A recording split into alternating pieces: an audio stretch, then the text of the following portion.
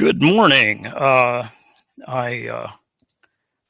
am happy to see a good crowd of people joining us for this morning's webinar, which is on accidental and incidental polarization effects. Basically, the effects that we don't necessarily want but need to understand to design systems. And I am John Herlocker, a principal optical scientist at Bro, as well as a member of staff for technical support. I do a little of everything here, and this is one of the things that I love to do.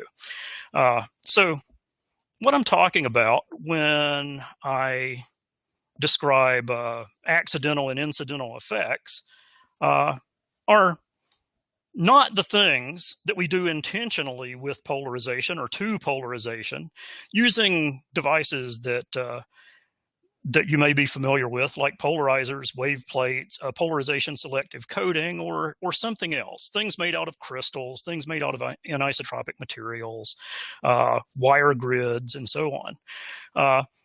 Sometimes we get polarization effects that we don't really intend, where none of these quote polarization devices, these devices with designed polarization properties, are present.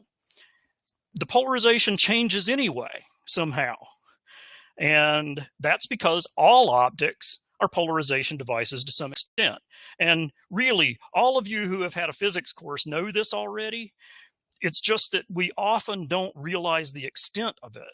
And we need to be conscious of this when we're designing systems. So the way I'm going to try to help you be conscious of this is by talking about a few simple systems, and I'll show you examples of some of the things that go wrong in the simplest of systems. And we'll talk just a little about what happens when things get more complicated. But more complex systems are a subject for hours or days of discussion, so we won't go too deep. So don't be afraid that it's going to be too deep. It's going to be fun. So a simple imaging system, one of the simplest imaging systems that gives a really dramatic result that I like to talk about, is an Amici prism followed by a lens. So basically what's happening here is we're completely filling one input face of the Amici prism with linearly polarized light. And in our perspective, this is kind of horizontal. I haven't shown you the coordinate system, but I believe this is the x-axis in our system. We'll look at it live in ASAP in a couple of minutes, and I'll and I can confirm that. But we basically have a reflecting roof on the back side, and then we exit at a right angle to our input. And then we go through a lens to a detector. And one of the really dramatic things about this is amazing things happen to polarization, but if you didn't even pay attention to the polarization settings, there's still something very dramatic that happens in just the imaging characteristics of this. So you might expect the Airy function. This is basically a square root of irradiance function at the detector. And if we ignored polarization, we would get this. We'd get a nice Airy function. But with the given polarization here, we actually see this, a pattern which clearly no longer has full radial symmetry, and which has essentially two mirror planes, one here and one here, describing its behavior. So clearly reminiscent of an Airy pattern, but an Airy pattern having a bad day. And so this is not necessarily what we want. If we're depending on imaging characteristics that the classical Airy pattern would describe, we're not necessarily going to get quite what we want in a system with polarization. And to take this just a little further, looking at the light after the Amici prism, we see this pattern.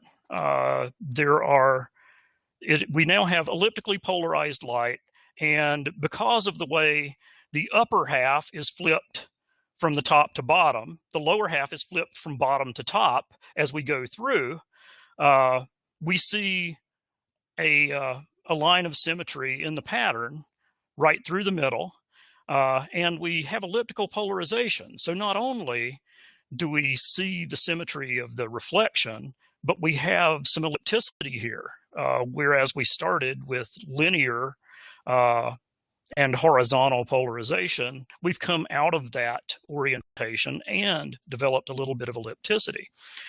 If we go on through the lens and we look at the polarization at the image plane, that is also pretty intriguing.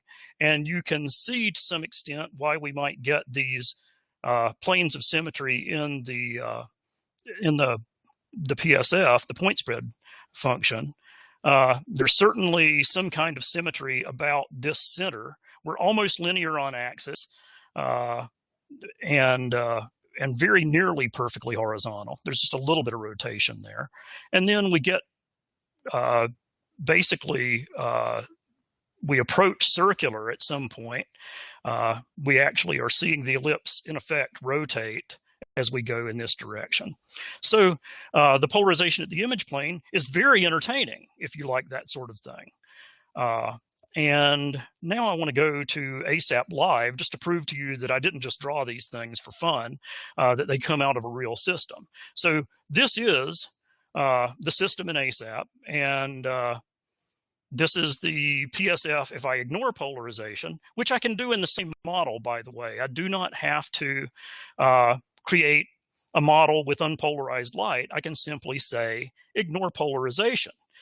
This is the same model with polarization considered in the final result. This is that crazy resultant polarization at the image plane.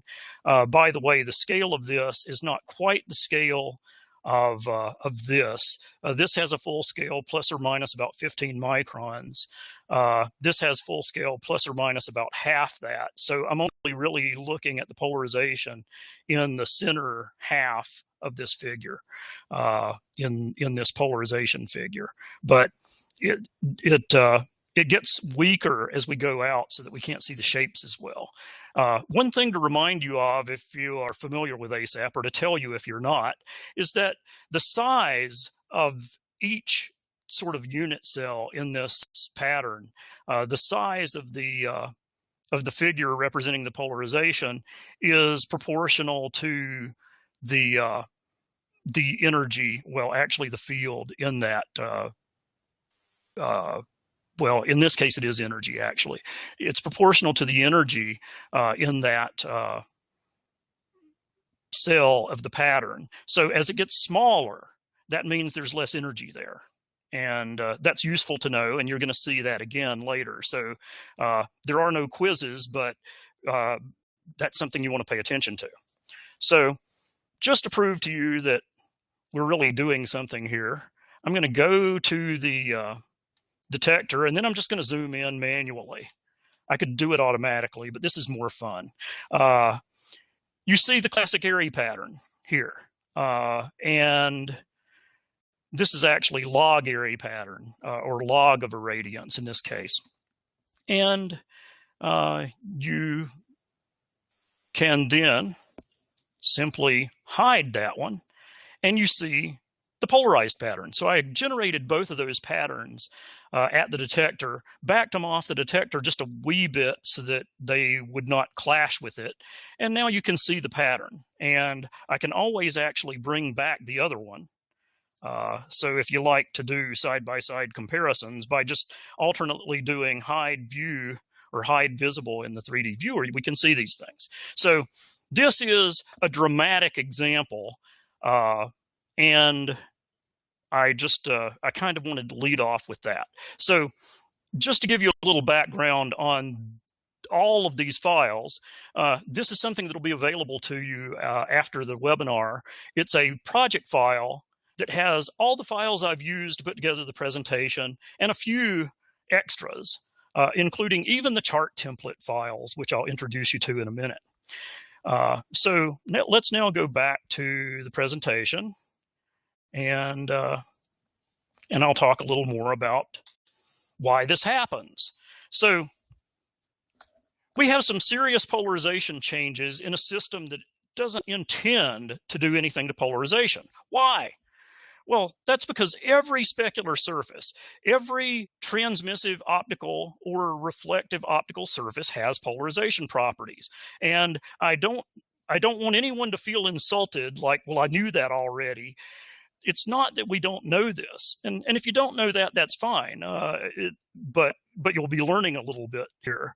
At small angles of incidence, that's what AOI means here, small angles of incidence, polarization effects are very small, but the S polarization, the P polarization, and the average of the two are plotted here as a function of angle of incidence. And as you see, it starts to split at 10 or 15 degrees. We start to see a difference. If the angle of incidence at the surface goes to 30 or 40 degrees, it becomes pretty significant and actually, in a sense, reaches its maximum relative significance for reflection out around, in this case, for bare glass with an index of 1.5, out around 55 or 60 degrees, the P polarization reflectance goes to 0. That's Brewster's angle. It's a natural phenomenon, and it happens with glass or dielectric surfaces. Looking at bare silver, a high reflector, it's even more dramatic in some sense because the S polarization actually gets a little better, and the P polarization gets worse. So for bare silver, it's even more dramatic than it is for, in a sense, for a bare glass interface. But it's something that is really worth paying attention to. Now, looking, I told you in the previous slide about reflectance, but this also happens in transmission. So still the bare glass reflectance, but the bare glass transmittance is complementary to this because we're assuming a lossless dielectric or dielectric interface. So they have to be complementary. So you see that also transmittance has an effect that mirrors this effect, and the S and P polarization split significantly. And so that means that we get a difference in the two components going through a system when we hit a surface. So in the Amici singlet system, most of the polarization issues are occurring by reflection in the prism. The variation in transmission is not so significant in this because hitting all the transmitting surfaces, we're at fairly small angles of incidence. At the input and output face, essentially we're at 0 angle of incidence. At the lens, it's not a very strong lens with strong curvature, so it also has very small angle of incidence characteristic. But a variation in transmission with polarization can be really critical in fast systems. By that I mean, for instance, high NA microscope objectives, very, very fast photolithography objectives, which is one of the key frontiers of challenge for this parasitic polarization science. In photographic objectives that are very fast, or simply that have extremely deep curvatures, like extremely wide-angle lenses, for example. And in fast telescopic objectives, though you see this less often than reflective problems because so many telescopes are reflective designs, at least for the fast parts of the system, for the primary in particular. So we can take that transmittance or characteristic, think about the fact that the S and P polarization components split in terms of their transmittance. One is stronger than the other. And we can actually probe a spherical surface. In this case, it's a 20 millimeter radius of curvature optic from 0 to some very high field height. This field height here is 99% of the full radius of the surface. We very seldom do that, but in a real system, but I wanted to get this plot. So you see the angle of incidence as a function of height is very nearly linear until you get up to something like 80% of the full field height. So just something to keep in mind, it's sort of linear up to a fairly large field height and angle of incidence, but still it varies. And so if we were just putting a collimated beam through a lens based on this surface, we see some pretty significant changes in the angle of incidence as we walk up the surface. And if we then think about that through the lens, pardon the pun, if it even is one, of angle of incidence to transmittance, the transmittance of the P relative to S is going to drop as we go down. So if we had 45-degree linear polarization, the effect would be that the S component is dominating, and we actually walk, even if there's no retardance between the two, even if we just have the attenuation in transmittance between S and P, we're going to walk the linear polarization around from towards the S component direction, basically towards the lateral direction. And so it would walk linear polarization around even if there were no retardance at the surface. And that's just the way the physics works, and it makes it interesting. Now, that was a collimated source on a deeply spherical surface. Let's consider a spherical surface that is more like a typical lens with a single off-axis field source point. So I'm showing the point of the point source here. This is just showing the actual rays illuminating. And then what I do is at each point where a ray hits the surface, I calculate the angle of incidence. And then I plot the angle of incidence vector where the longest vectors are the largest angle of incidence and the shortest vectors are the smallest angle of incidence. And if we think of this through the transmittance interpretation, it means that we're going to have more of this difference between S and P transmittance over here than we do over here, for example. And it's going to show up as a change in polarization across the field. So those are all things that we just want to think about when we're designing, even if we don't calculate every angle of incidence. Since conventional aberrations depend on angle of incidence, these polarization effects do as well. So now let's talk about a few other examples of really simple systems. Coming back to reflection, the reflection of a fold mirror in an F2 beam. We're going in with 45-degree linear polarization, looking at the way the polarization effects occur, and looking at some different mirror constructions to see how they differ. These effects are a little bit subtle at F2, so you really do need to pay attention. It's enough to cause PSF problems downstream, but not enough that everybody immediately sees the subtle differences. So first, a bare silver first surface mirror, going in with 45-degree linear polarization and coming out with elliptical states that vary as we go from effectively the bottom of the field to the top coming out. Well, bottom top is all relative, but from one side of the field to the other, from the side of the field that had the lowest angle of incidence to the highest angle of incidence, we see a significant effect. If we actually measured the ellipticities, which we could do in ASAP using a command like list ellipse, then we would see pretty dramatic differences here. Very low ellipticities here, much higher here.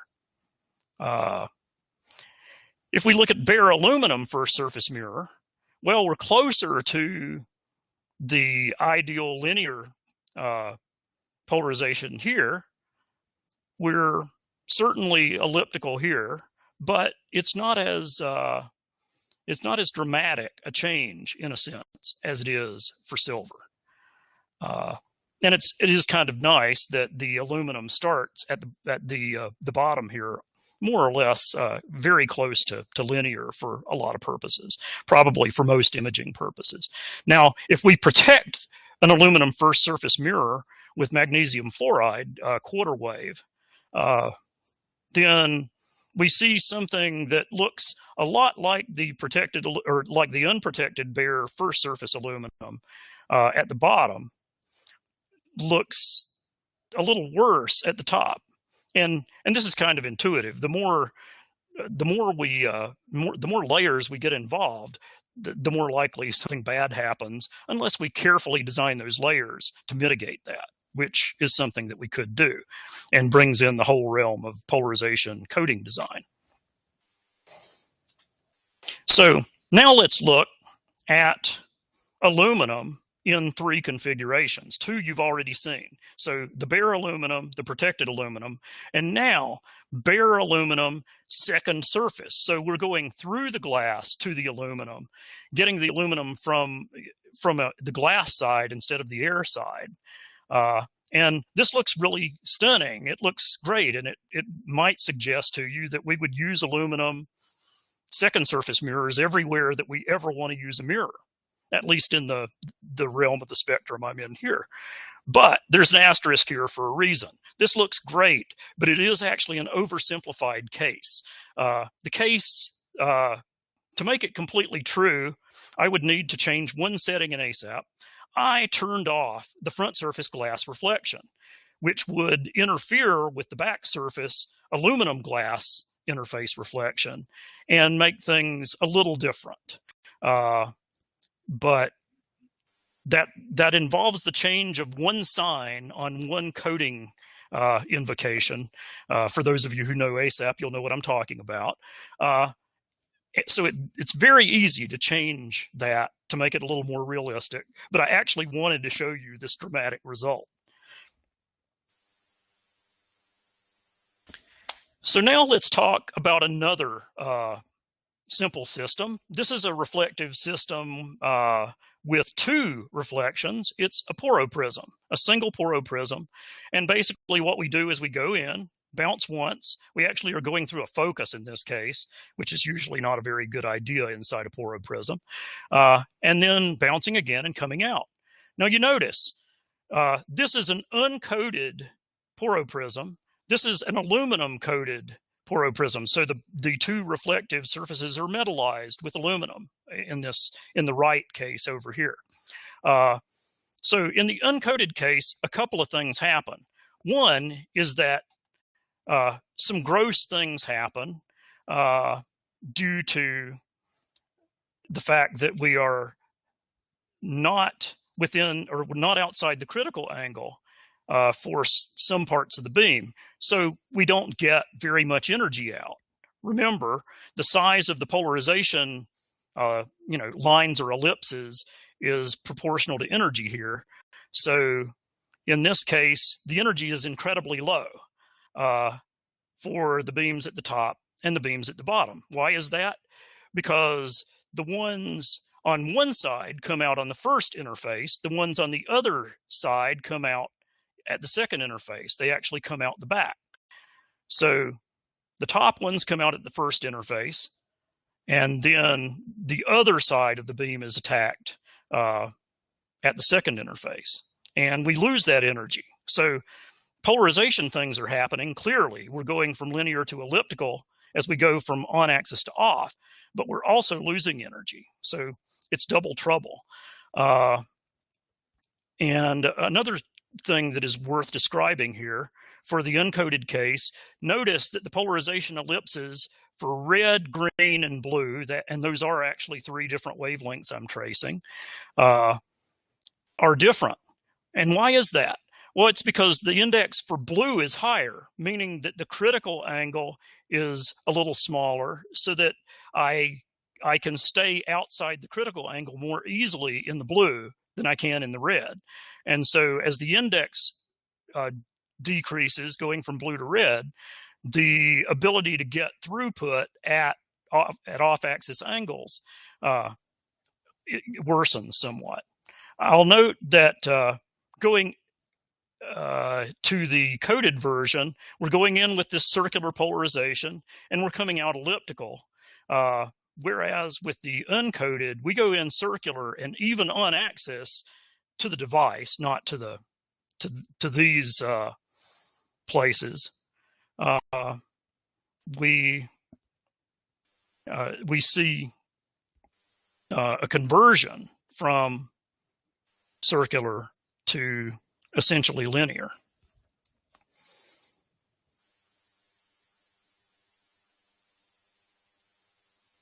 Okay.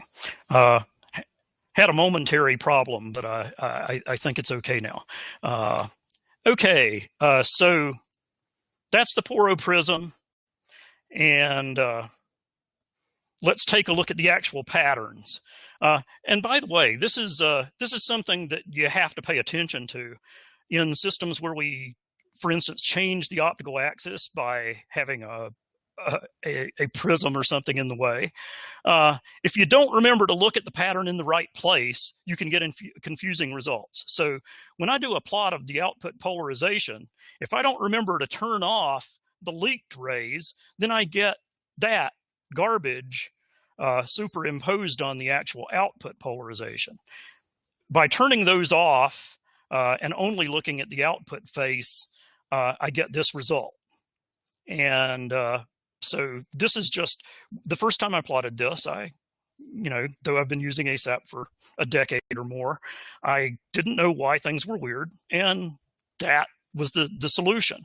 And here, just for a clean shot, is the output of the nicely coded prism.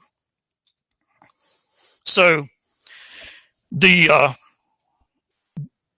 I'm going to go to the upshot after I clear a few things. I'm just going to turn a few things off, run at least one more thing. I want to show you that in this bare glass plot, and I'm just going to run it, get you the plot, and then show that if you get this project and want to actually get the same results as me, you'll want to use my chart template for polarization reflectance. And I ship that with this project. Just having it in the project doesn't make it work. These have to go in a specific place. And I tell you how to find that place in the little chart templates README. It's basically in the app data for whatever version of ASAP you're running. So just remember that if you actually want to run this and get the result. But that shows the same plot that I put in the presentation. Let's see. There was one other thing I wanted to show you. Let's just look at the uncoded poro prism for a minute, because I think seeing it in 3D is helpful. So you can see what is happening here pretty clearly, I think, when you see it in 3D. And it's the same stuff that was in the presentation, but somehow a live look at it is a little more interesting. And you might really care about the polarization of the leaked rays. If you're putting this in an analytical instrument where that becomes some stray light in another part of the instrument, that could be pretty useful to you. And finally, before I get to my summary, I just want to show you an example that I really like that is a real optic that has a polarization effect that I think you might be interested in.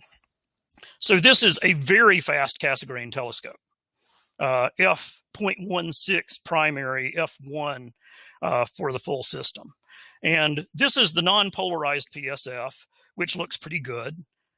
But the polarization PSF, this, you may say, gee, that looks the same, but there's a little bit of weirdness in the middle. The ring doesn't have the same width everywhere, the first dark ring. So if I turn on Enhance, you actually see this whole thing has been squeezed a little bit by the polarization.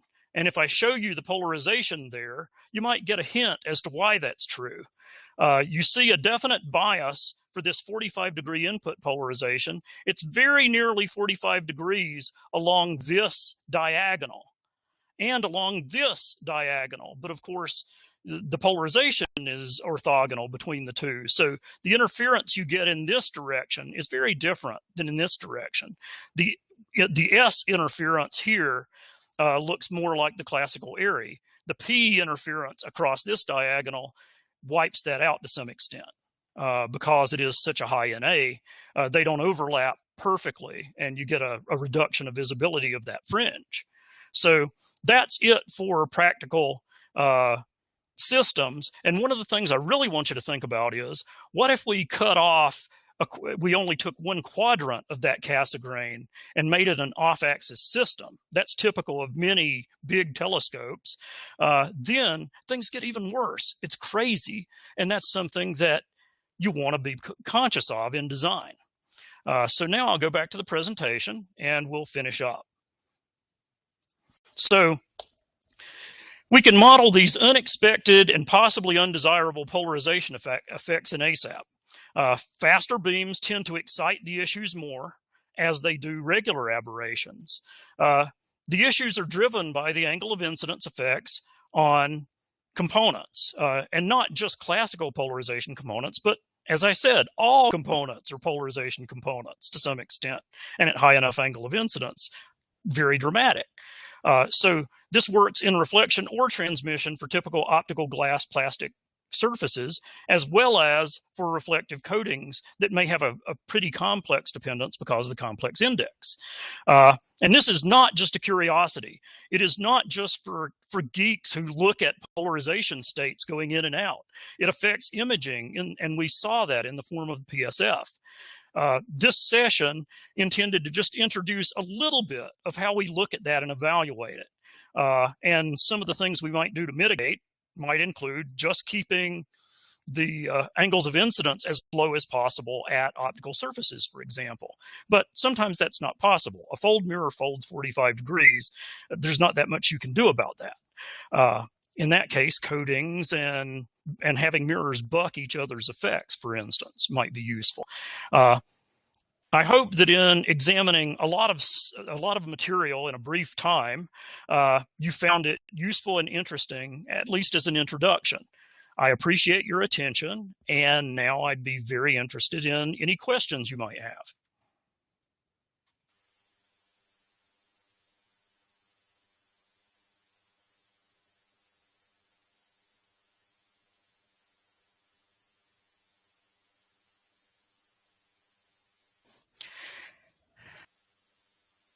I know it takes a while to type a question to chat if it's a meaty question, so I'll give you a minute or so, and we will see from there.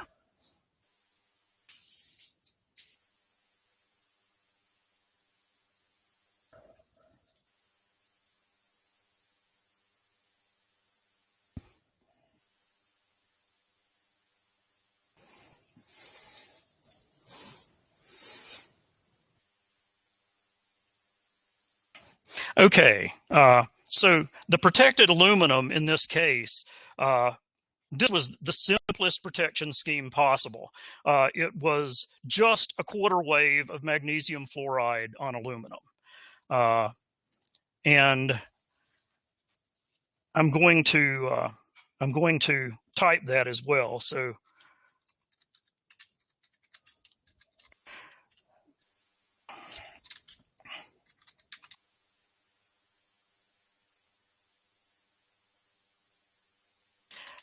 I'm typing the results so it'll be in the record and so that everyone can see it, even if you're having trouble hearing.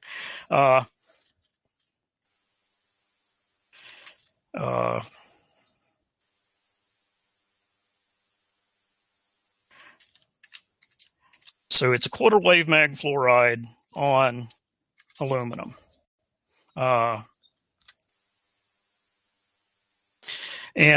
So there are better ways, better protected coatings. That's just a simple one that most people can kind of intuitively understand. So that's why I used it. Okay, so the reason for change in PSF and polarization in the last slide. Now, if you're talking about this one, I'll assume you are.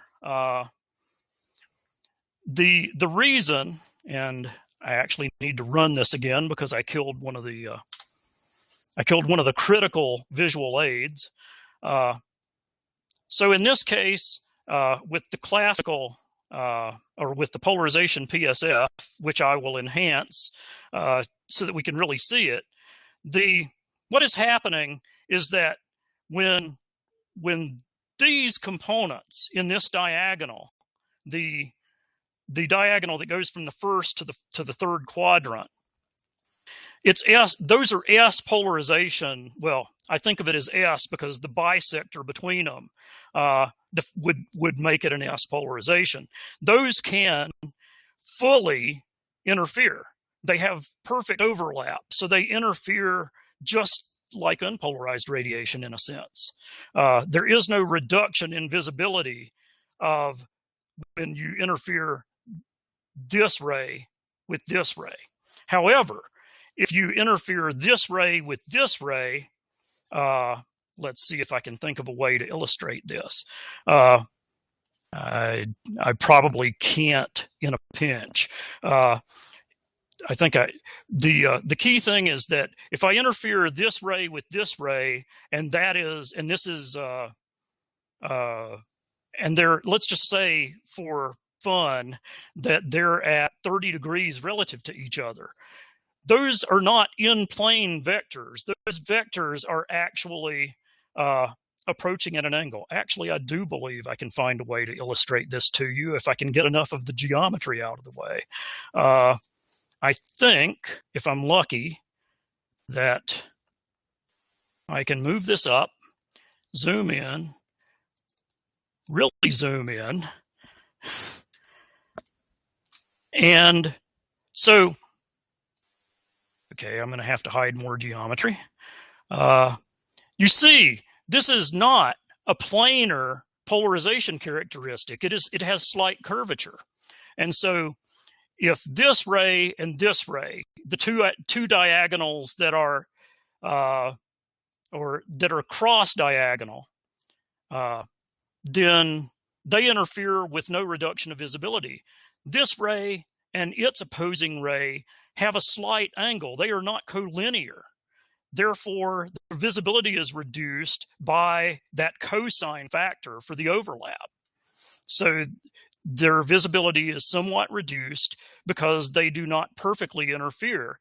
There's some non-interfering component to that becomes background, and that keeps this part of the ring from going all the way to null. So let's see. It would be great if I rotated this 45 degrees, but you can see this null is very close to the baseline, whereas this null is not.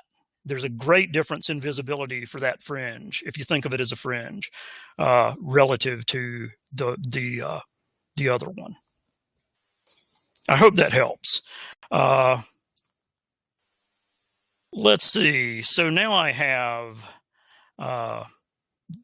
does the analysis in ASAP work equally well for coherent sources as well? This polarization works. Virtually all polarization features in ASAP work, and everything I've shown you today works for coherent mode as well as for incoherent. So I would say, if you're doing polarization work using some of our new polarizer and retarder models, you want to be careful with polarized, because I still can't claim that we have tested every possible way they can interact. But for incoherent, everything works. For coherent, everything I've shown you today works. All conventional imaging and isotropic surface modeling works.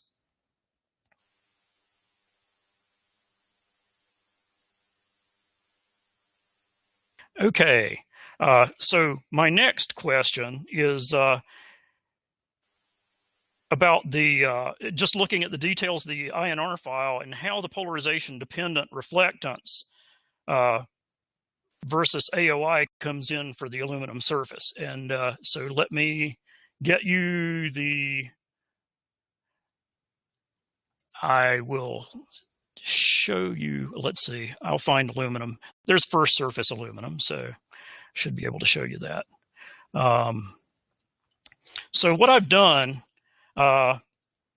is I'm actually using data,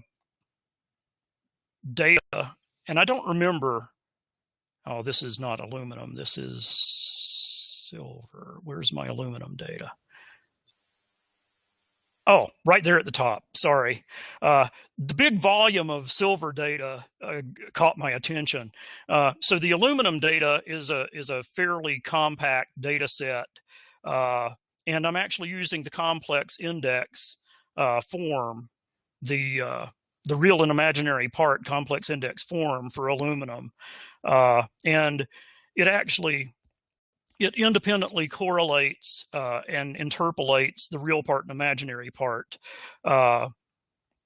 to get a complex index. And so the polarization dependent reflectance with angle of incidence for aluminum is being so intricate. Having such features is because we have this complex part, which has the effect of giving us some retardance. So we don't just have a pure amplitude effect here, we have a phase effect as well that causes that polarization dependent reflectance to happen as it does for silver or aluminum.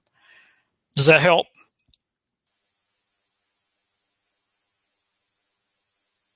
Great.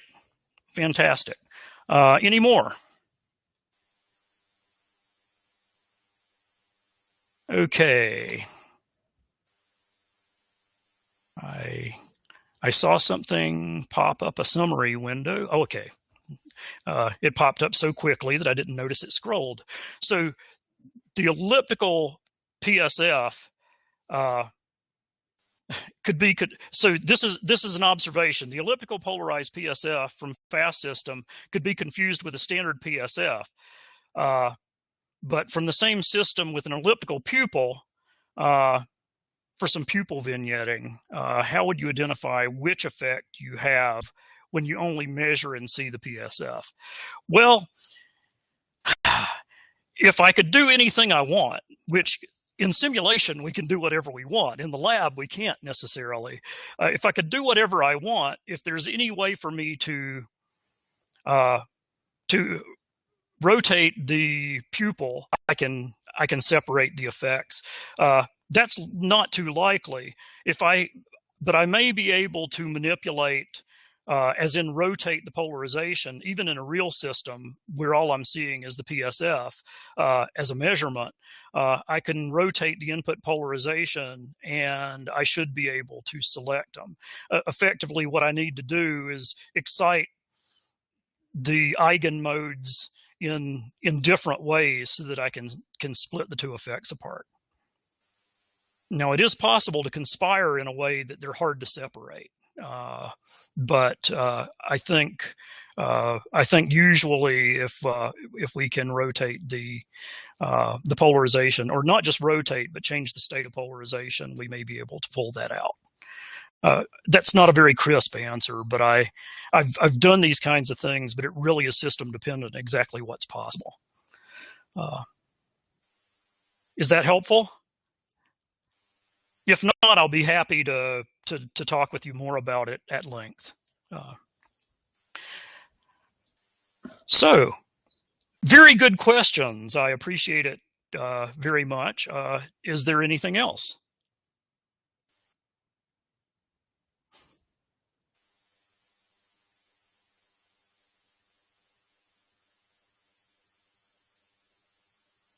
I didn't miss any, did I, as things were scrolling by?